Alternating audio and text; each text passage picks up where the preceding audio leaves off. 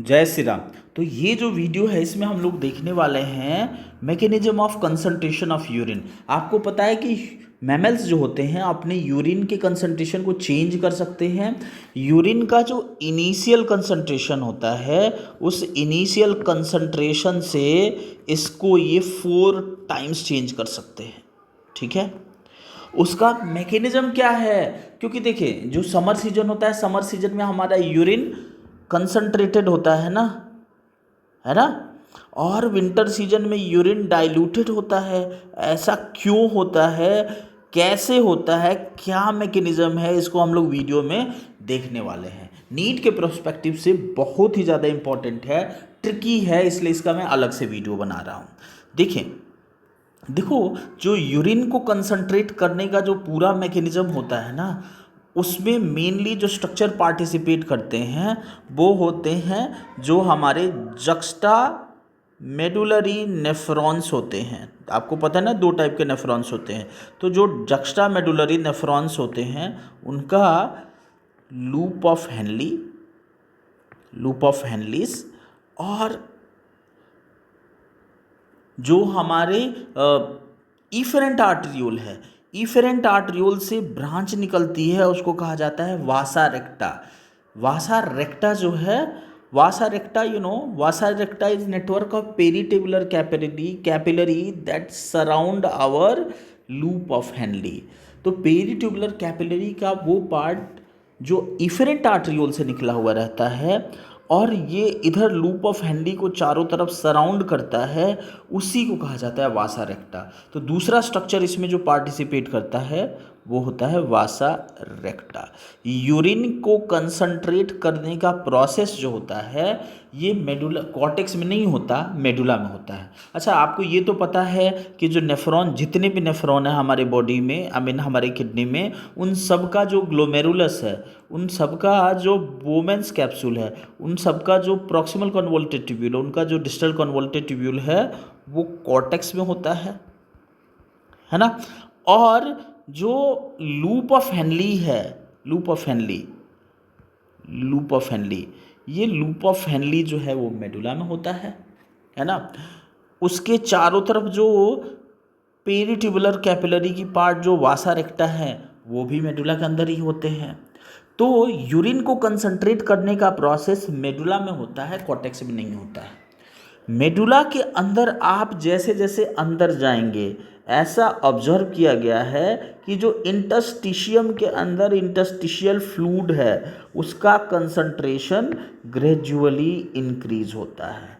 मतलब ये स्टार्ट होता है 300 मिली ऑस्मोल पर लीटर से, ये स्टार्ट होता है 300 मिली ऑस्मोल पर लीटर से, फिर 400, 500, 600, 700, 800, 900, 1100, 1200 मिली ऑस्मोल पर लीटर तक चला जाता है। अगर हम ये जान जाए ना कि ये यूरिन का, ये जो इंटस्टिशियल फ्लूइड का कंसंट्रेशन ग्रेजुअली कैसे इंक्रीज होता है, कैसे इसका ग्रेडियंट बन जाता है, तो हम अच्छी तरह से समझ लेंगे कि यूरिन कंसंट्रेट कैसे होता है। ठीक है, उससे पहले ये जो मैकेनिज्म होता है, इस मैकेनिज्म को हम लोग कहते हैं काउंटर करंट मैकेनिज्म। कौन सा mechanism? We call it counter current mechanism. अच्छा, इसको काउंटर करंट मैकेनिज्म क्यों कहते हैं? क्योंकि देखें, काउंटर मीन्स क्या होता है? अपोजिट, है ना। जो डिसेंडिंग लूप ऑफ हेनली है, डिसेंडिंग लूप ऑफ हेनली में फिल्टरेट नीचे की तरफ जाता है ना, और एसेंडिंग लूप ऑफ हेनली में फिल्टरेट ऊपर की तरफ जाता है।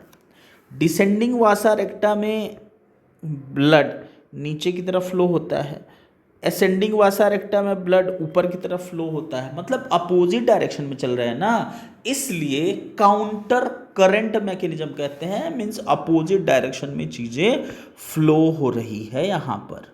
ठीक है, चलिए पॉइंट पे आते हैं। सबसे पहले हम समझते हैं कि कैसे यहाँ पर मेडुला है, मेडुला में इंटस्टिशियल फ्लूइड जो है, मतलब इंटस्टिशियम का कंसंट्रेशन ग्रेडियंट बन जाता है, कैसे यहाँ पे ग्रेजुअली इंक्रीज हो जाता है। चलिए समझते हैं। देखो, होता क्या है कि जो हमारा डिसेंडिंग लूप ऑफ हेनली है, हमारे डिसेंडिंग लूप ऑफ हेनली से क्या होता है कि यहाँ से आपको पता है NaCl वाटर एब्जॉर्ब होता है, ये वाटर इंटरस्टिशियम में आता है।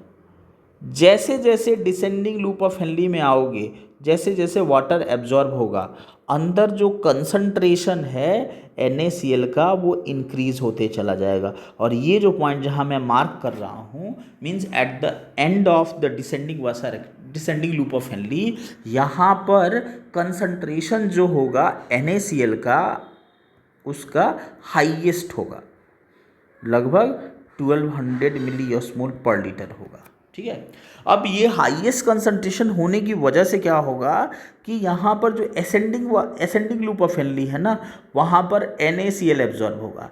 देखो ट्यूब में बहुत हाई कंसंट्रेशन है NaCl का, बाहर कम कंसंट्रेशन है, इसलिए यहाँ पर NaCl एब्जॉर्ब होगा।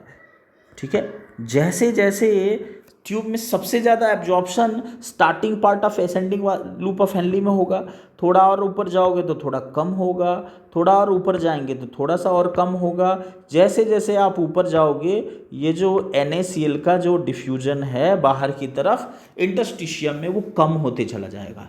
लेकिन देखो इसका रिजल्ट क्या होगा कि सबसे नीचे सबसे ज़्यादा NaCl डिफ्यूज होकर के बाहर आएगा, उसके ऊपर और थोड़ा सा कम, उसके ऊपर और थोड़ा सा कम, उसके ऊपर और थोड़ा सा कम, और सबसे ऊपर सबसे कम NaCl अरेंज हो जाएगा। तो इसीलिए तो यहाँ पर 1200 मिलीऑस्मोल पर लीटर, फिर देन 1000 मिलीऑस्मोल पर लीटर, 900 मिलीऑस्मोल पर लीटर, 800 मिलीऑस्मोल पर लीटर, 600 मिलीऑस्मोल पर लीटर, 300 मिलीऑस्मोल पर लीटर तक चला जाता है। तो क्या आपने समझा कि कैसे यहाँ पर ग्रेजुअली कंसंट्रेशन अरेंज हो जाता है? यस, तो इस तरह से हाई कंसंट्रेशन ग्रेजुअली अरेंज होता है। फिर ये NaCl जो एब्जॉर्ब हुआ, ये NaCl फ्लो होकर के जाता है अपने डिसेंडिंग वासा रेक्टा में। आपको पता है वासा रेक्टा क्या है? ब्लड कैपिलरी है ना, तो इस ब्लड कैपिलरी में जाता है, डिसेंडिंग पार्ट नीचे की तरफ इसमें ब्लड जाता है इसलिए इसमें जाता है, और इसके अंदर NaCl इंटर हो जाता है। इसका मतलब डिसेंडिंग वासा रेक्टा में जैसे जैसे आप नीचे जाएंगे वैसे वैसे इसमें ब्लड में NaCl का कंसंट्रेशन बढ़ते चला जाएगा, और ये जो पॉइंट है इस पॉइंट पर NaCl का कंसंट्रेशन हाईएस्ट हो जाता है। उसके बाद से जो असेंडिंग वासा रेक्टा है, ये असेंडिंग वासा रेक्टा इस NaCl को वापस से इसी कॉर्टेक्स के अंदर इसी मेडुला के अंदर इंटरस्टिशियम के अंदर सिक्रीट करने लगती है, रिलीज करने लगती है। ठीक है, फिर से एक बार समझा रहा हूँ, समझना। जो हमारा असेंडिंग वासा रेक्टा है, असेंडिंग लूप ऑफ हेनली है, असेंडिंग लूप ऑफ हेनली में जैसे जैसे आप ऊपर जाएंगे NaCl एब्जॉर्प्शन होगा, और ये जो NaCl सबसे ज़्यादा, चूँकि यहाँ पर फिल्टरेट का कंसंट्रेशन हाईएस्ट है इसलिए सबसे ज़्यादा डिफ्यूजन NaCl का नीचे होगा। जैसे जैसे ऊपर जाएंगे वैसे वैसे NaCl का कंसंट्रेशन एब्जॉर्प्शन जो डिफ्यूजन के थ्रू है ये कम होते चला जाएगा। इसका रिजल्ट ये होगा कि सबसे नीचे सबसे ज़्यादा इंटरस्टिशियल फ्लूइड का कंसंट्रेशन, उसके ऊपर थोड़ा सा कम, उसके ऊपर थोड़ा सा कम, एक ग्रेडियंट की तरह बन जाता है। उसके बाद से मैं क्या बता रहा था कि ये NaCl फ्लो होता है, फ्लो होकर के डिसेंडिंग वासा रेक्टा में आता है, डिसेंडिंग वासा रेक्टा में ये नीचे की तरफ जाता है, और फिर असेंडिंग वासा रेक्टा से ये वापस से सिक्रीट होने लगता है इंटरस्टिशियल फ्लूइड में। बेटा देखो इसका रिजल्ट क्या होता है कि ये चारों तरफ एक कंसंट्रेशन ग्रेडियंट मेंटेन हो जाता है, और वही कंसंट्रेशन ग्रेडियंट हेल्प करता है हमारे यूरिन को कंसंट्रेट करने में। कैसे मैं बताऊंगा, लेकिन ये कंसंट्रेशन ग्रेडियंट बनाने में अकेला NaCl पार्टिसिपेट नहीं करता। यहाँ पर अच्छे खासे वॉल्यूम में स्टूडेंट्स, यहाँ पर अच्छे खासे वॉल्यूम में हमारा यूरिया अच्छे खासे थोड़ा सा यूरिया एब्जॉर्ब होता है कलेक्टिंग डक्ट से, और ये यूरिया जाता है असेंडिंग लूप ऑफ हेनली में। असेंडिंग लूप ऑफ हेनली से फिर ये जाता है डिस्टल कन्वोल्टेड ट्यूब्यूल में, डिस्टल कन्वोल्टेड ट्यूब्यूल से फिर से कलेक्टिंग डक्ट में आता है। लेकिन बेटा इसका रिजल्ट क्या होता है ना कि ये चारों तरफ high concentration of NaCl maintain रहता है, यूरिया मेंटेन रहता है। तो not only NaCl plus urea together maintain gradual increase in interstitial fluid concentration.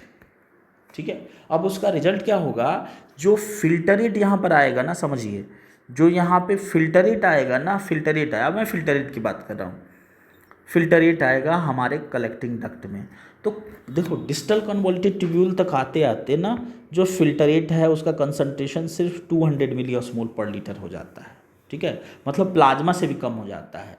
अब ये कलेक्टिंग डक्ट में आया, कलेक्टिंग डक्ट में आया तो बाहर कितना है, 300 मिली ऑस्मोल पर लीटर है, अंदर NaCl का कंसंट्रेशन कितना है, 200 है। तो भाई यहाँ पर बाहर वाटर एब्जॉर्ब होगा नहीं होगा, बिल्कुल होगा। थोड़ा सा फिल्टरेट और नीचे गया और कंसंट्रेशन ज़्यादा है और वाटर एब्जॉर्ब होगा, और नीचे गया और वाटर एब्जॉर्ब होगा। जैसे जैसे नीचे जा रहा है वैसे वैसे वाटर का एब्जॉर्प्शन इंक्रीज होते जा रहा है। तो भाई ये क्या हो रहा है, जैसे जैसे नीचे जा रहा है वैसे वैसे वाटर का एब्जॉर्प्शन बढ़ते जा रहा है, मतलब यूरिन गाढ़ा होते जा रहा है, यूरिन कंसंट्रेट होते जा रहा है। तो ये जो मैकेनिज्म है, इससे जो हमारा कलेक्टिंग डक्ट है इसेंशियल उसमें ग्रेडियंट बनने की वजह से उसमें इजी पासेज ऑफ वाटर होता है, ठीक है, और उसकी वजह से हमारा यूरिन कंसंट्रेटेड हो जाता है, ठीक है। ह्यूमन किडनी कितने टाइम्स यूरिन को, थोड़ा सा ओवरव्यू देख लेते हैं हम। ह्यूमन किडनी अपने यूरिन को कितने टाइम कंसंट्रेट कर सकती है, इनिशियल कंसंट्रेशन से 4 टाइम्स, 4 गुना कंसंट्रेट कर सकती है। मैमल्स सारे के सारे यूरिन को कंसंट्रेट कर सकते हैं, ठीक है। Mammal only can concentrate urine.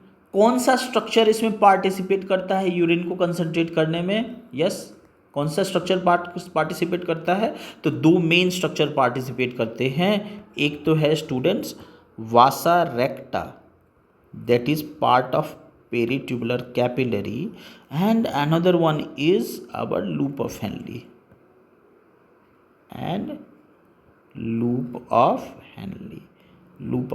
participate in concentration of urine, ठीक है।